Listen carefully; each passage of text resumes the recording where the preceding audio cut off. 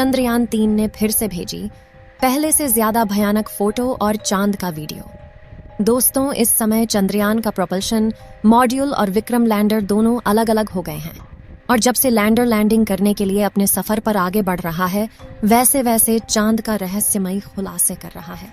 आपको बता दें कि चंद्रयान 3 में लगे हाई रेजोल्यूशन कैमरे ने चांद की ऐसी भयानक फोटो के साथ वीडियो को भेजा है जिसे देखकर वैज्ञानिक भी अचंभे में पड़ गए हैं।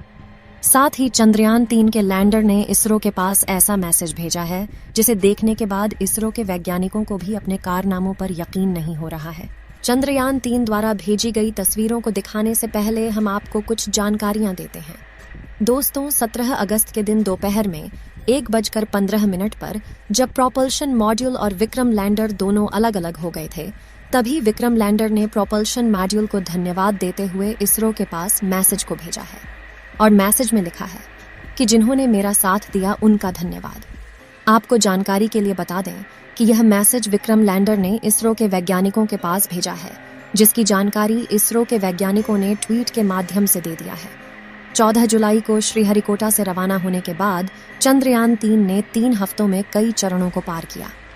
चंद्रयान 3 के प्रोपल्शन मॉड्यूल और विक्रम लैंडर के अलग होने के बाद विक्रम लैंडर की डी बूस्टिंग के पहले चरण को 18 अगस्त के दिन चालू कर दिया गया। चंद्रयान 3 के लैंडर की डी बूस्टिंग की जाएगी, यानी स्पीड को धीरे धीरे कम किया जाएगा। लेकिन दोस्तों, यह प्रक्रिया इतनी आसान नहीं है।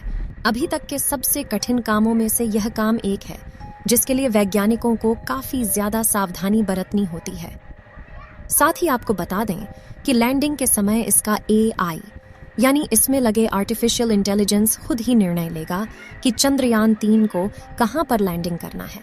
इसमें लगा आर्टिफिशियल इंटेलिजेंस इसमें लगे सेंसर और कैमरों के माध्यम से जानकारी लेता रहेगा और उसी जानकारी के माध्यम से वह तय करेगा कि उसे लैंडिंग कहां पर करना है। यानी कि चंद्रयान 3 का लैंडर अपने आप निर्णय लेगा कि उसे जिस जगह पर लैंडिंग करना है वह जगह उसके लिए सुरक्षित है या नहीं। यदि चंद्रयान 3 का लैंडर विक्रम किसी असुरक्षित जगह यानी किसी गड्ढे या फिर ज्यादा ऊबड़ खाबड़ सतह पर लैंडिंग करने वाला होगा, तो उसमें लगा AI सिस्टम उसे उस जगह से दूसरी जगह ले जाकर सुरक्षित लैंडिंग कराएगा। हम कह सकते हैं कि इस बार चंद्रयान 3 के सफल होने के चांसेस 100% है। चलिए दोस्तों, अब आपको चंद्रयान 3 द्वारा भेजी गई तस्वीरों को दिखाते हैं। दोस्तों, इस समय जो आप अपने मोबाइल स्क्रीन पर वीडियो को देख रहे हैं, यह वीडियो चंद्रयान 3 के विक्रम लैंडर में लगे लैंडर पोजीशन डिटेक्शन कैमरा द्वारा 17 अगस्त के दिन दोपहर 1 बजे कैप्चर किया गया है। इस वीडियो में आपको चांद की ऊबड़ खाबड़ सतह स्पष्ट दिखाई दे रही होगी और चांद की धरती पर मौजूद गड्ढे भी आपको दिखाई दे रहे होंगे। अगर हमारा चंद्रयान 3 रूस के लूना 25 से पहले चांद पर उतर जाता है, तो हमारा देश चांद के दक्षिणी ध्रुव पर उतरने वाला दुनिया का पहला देश बन जाएगा। लेकिन ऐसा होना काफी मुश्किल है, क्योंकि रूस की रोज कॉस्मोस स्पेस एजेंसी ने लूना 25 को चंद्रयान से पहले उतारने का दावा किया है। अगर रूस का लूना 25 सही सलामत रहा तो वह चांद पर 22 अगस्त को सफलतापूर्वक सॉफ्ट लैंडिंग कर जाएगा। लेकिन यदि लूना 25 के साथ कुछ दिक्कतें आती हैं, तो हमारा चंद्रयान 23 अगस्त को शाम 5:27 पर चांद की सतह पर सफलतापूर्वक लैंडिंग करेगा। और अगर ऐसा हो गया तो हमारा देश चांद के दक्षिणी ध्रुव पर उतरने वाला दुनिया का पहला देश बन जाएगा। लेकिन यही आखिरी पड़ाव इस पूरे मिशन का सबसे मुश्किल पार्ट है। यहाँ तक हमारा चंद्रयान 2 भी इसी स्टेप पर आकर फेल हो गया था। लेकिन सवाल ये उठता है कि चांद की दुनिया इतनी खतरनाक क्यों है। इसे थोड़ा गहराई से समझते हैं। दोस्तों, हमसे 3,84,400 किलोमीटर की दूरी पर मौजूद चंद्रमा हमारी पृथ्वी का एकमात्र प्राकृतिक उपग्रह है। धरती से देखने पर यह भले ही हमें गोल नजर आता हो, लेकिन हकीकत में यह भी पृथ्वी की तरह थोड़ा अंडाकार है। चांद का वायुमंडल बहुत ज्यादा पतला है और ये हीलियम, आर्गन, सोडियम और पोटेशियम से मिलकर बना है। चांद पर पानी भी मौजूद है, जिसकी खोज साल 2009 में हमारे चंद्रयान 1 ने सबसे पहले की थी। लेकिन यह पानी पृथ्वी की तरह लिक्विड फॉर्म में नहीं है, बल्कि चांद पर यह बर्फ के छोटे छोटे टुकड़ों में मौजूद है। आपको शायद इस बात पर यकीन ना हो, लेकिन चंद्रमा हमारी नींद पर भी खास असर डालता है और यह बात एक रिसर्च में साबित हो चुकी है। दरअसल 8 से 10 साल पहले स्विट्जरलैंड के बेसल विश्वविद्यालय में यह खोज की गई थी कि अमावस की रात में लोग ज्यादा गहरी नींद सोते हैं, जबकि पूर्णिमा की रात उन्हें नींद इतनी अच्छी नहीं आ पाती। अब इसकी वजह क्या है? यह सवाल अभी भी वैज्ञानिकों के लिए एक रहस्य बना हुआ है। आपने बहुत बार सुना होगा कि चांद पर बड़े बड़े गड्ढे मौजूद हैं, लेकिन इन सभी में सबसे ज्यादा बड़े और गहरे गड्ढे चांद के दक्षिणी ध्रुव पर है और चंद्रयान 3 के विक्रम लैंडर को यहीं पर उतरना है। साथ ही इस इलाके में गड्ढे भी सबसे ज्यादा है। आप यह जानकर हैरान हो जाएंगे कि चांद के दक्षिणी ध्रुव एक ऐसा गड्ढा भी मौजूद है जो चंद्रमा का सबसे बड़ा गड्ढा है, जिसका व्यास 25 किलोमीटर और गहराई 8 किलोमीटर है। यानी इसमें 1 से लेकर 10 कुतुब मीनार तक समा सकते हैं।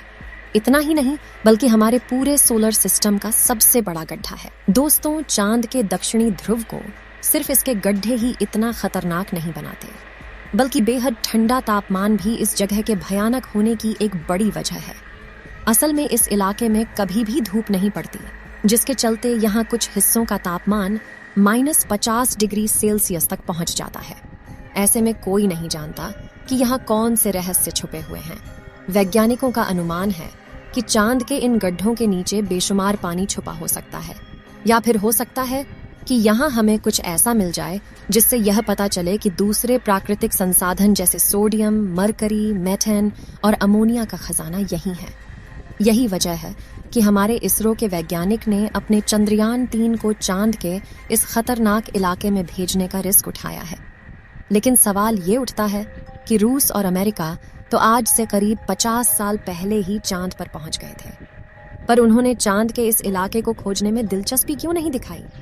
क्या इसके पीछे कोई ऐसी वजह है जो हमसे छुपाई गई है? असल में दोस्तों, इस विषय पर दुनिया भर में कई सारी थियरी मौजूद है, जिसमें कुछ थियरी को खुद नासा के एस्ट्रोनॉट्स ने ही जन्म दिया है। 1969 और 1972 के बीच अपने अपोलो प्रोग्राम के तहत नासा ने कुल 12 अंतरिक्ष यात्री यानी एस्ट्रोनॉट्स वैज्ञानिकों को चांद पर भेजा था, और उनमें से कई एस्ट्रोनॉट्स चांद के अंधेरी दुनिया के बारे में हैरान कर देने वाला खुलासा कर चुके हैं। कुछ ने तो चांद पर एलियंस के मौजूद होने की बात भी कही थी, और लोग कहते हैं कि नासा ने 1972 के बाद अब तक इसीलिए कोई मून मिशन नहीं भेजा, क्योंकि उसको चांद की दुनिया के यह गहरे राज पता चल गए थे। हालांकि नासा की तरफ से इसकी वजह दी गई कि चांद पर ऐसा कुछ नहीं है जिसकी खोज की जाए, इसलिए अब इस मिशन पर और ज्यादा पैसा बर्बाद नहीं करना चाहता था। तो दोस्तों, अगर भविष्य में मौका मिले तो क्या आप चांद पर जाकर बसना चाहेंगे? अपनी राय कमेंट में जरूर बताएं। आज के लिए इतना ही। आपकी आखिरी जिम्मेदारी इस वीडियो को लाइक करके शेयर करने की है। इसे ज्यादा से ज्यादा मित्रों तक शेयर करें ताकि उन्हें भी जानकारी मिल सके।